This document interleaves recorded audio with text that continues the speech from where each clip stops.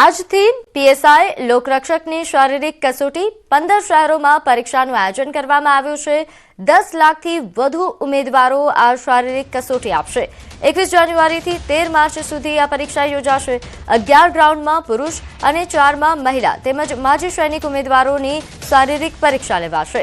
દોડ સહિતના માપદંડો પૂર્ણ કરનાર એ આગળની પ્રક્રિયામાં સામેલ થશે।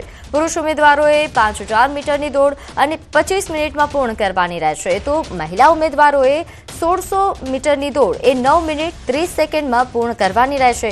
માજી સૈનિક ઉમેદવારોએ 2400 મીટરની દોડ 12 મિનિટ 30 સેકન્ડમાં પૂરી કરવાની રહેશે। દરેક કેન્દ્ર પર ઉચ્ચ અધિકારીઓની દેખરેખ સાથે કડક વ્યવસ્થા ગોઠવી દેવામાં આવી છે। કુલ 13,591 જગ્યા માટે પરીક્ષાનું આયોજન છે। 10 લાખથી વધુની અરજીઓ, તો આજથી 13 માર્ચ સુધી આ પરીક્ષા યોજાશે। નેટિવ અરવલ્લી છે, ઓલરેડી લોકરક્ષકમાં સિલેક્ટ થઈ ગઈ છું આગળની ભરતીમાં। અત્યારે મેઇન ફોકસ પીએસઆઈ પર હતો અને આજે મેં એનું ફિઝિકલ ટેસ્ટ ક્લિયર કરી દીધો છે। 9.5 મિનિટમાં તમારે 1600 મીટર રન કરવાનું હોય છે। અચ્છા, તો તમે કેટલા મિનિટ? મેં 8 મિનિટ ને 54 સેકન્ડમાં ક્લિયર કર્યું છે। હું આ ગઈ વખતેની પીએસઆઈ કોન્સ્ટેબલ 2 ક્વોલિફાઈડ છું અને આ વખતે હજુ રિઝલ્ટ નથી આવ્યું પીએસઆઈનું, એટલે પછી મેં વિચાર્યું કે રનિંગ કરી આવીએ। હું અત્યારે પુરવઠામાં જોબ જ કરું છું, સીસીએ ક્વોલિફાઈડ છું। ઓકે, રનિંગ અને રનિંગ સારું જ રહ્યું, બધો સ્ટાફ એકદમ એપ્રોચ કરે છે, તમને મોટિવેટ કરે રનિંગ માટે, અને જે લોકો કરતા હોય એમને છે કે કરજો પ્રેક્ટિસ, થઈ જાય એવું છે। હું પીએસઆઈની તૈયારી કરતી હતી અને 2 મંથથી તૈયારી કરતી હતી, પણ અત્યારે રાઉન્ડમાં 4 સેકન્ડ માટે રહી ગઈ। નેક્સ્ટ ટાઈમ ફરી પાછી પ્રેક્ટિસ ચાલુ કરશું। પહેલા પણ તમે એક્ઝામ આપેલી છે? હા, ત્યારે 3 સેકન્ડ માટે રહી ગઈ હતી। કેટલી વાર? એક વખત આપેલી છે 2 યર્સ પહેલા। નાનું બાળક છે, હા, એની સાથે તૈયારી કેટલું અઘરું?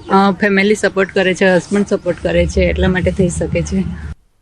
રાજ્યભરમાં લોકરક્ષક અને પીએસઆઈની શારીરિક કસોટી લેવાઈ રહી છે। જે ઉમેદવારો અમદાવાદમાં જે શારીરિક કસોટી આપી અને પાસ કરીને જે આવ્યા છે, અને બંને ઉમેદવારો જે છે તેઓએ આ શારીરિક કસોટી પાસ કરી છે।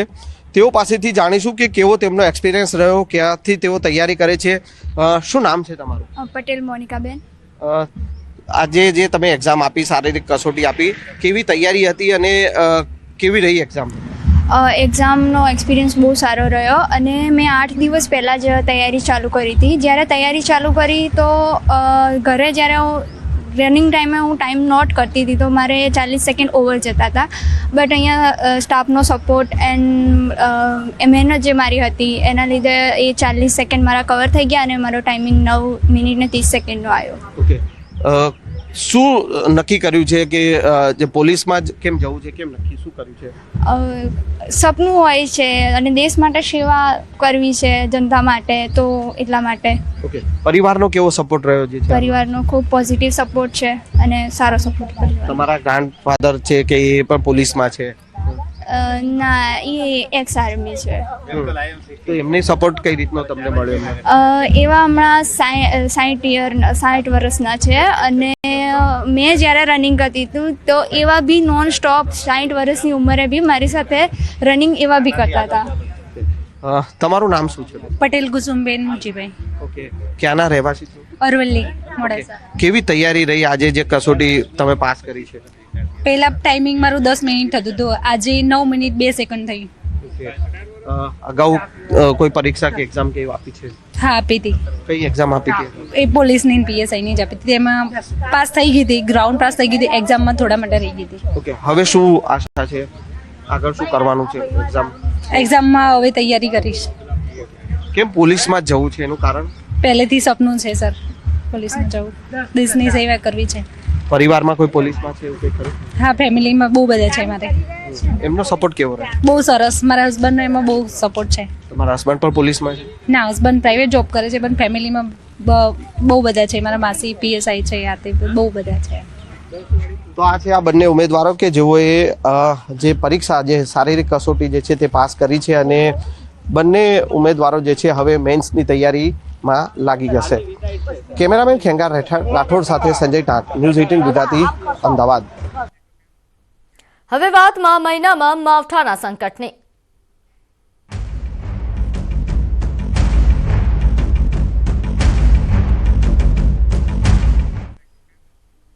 ભર શિયાળે ગુજરાત માથે માવઠાનું સંકટ. આવતીકાલથી રાજ્યમાં આકાશી આફતની આગાહી.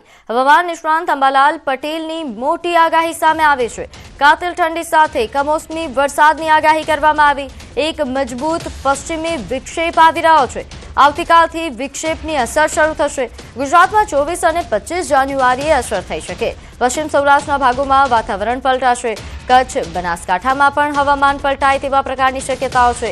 આ સિઝનનો સ્ટ્રોંગ પશ્ચિમી વિક્ષેપ છે તેવું અંબાલાલ પટેલનું કહેવું છે.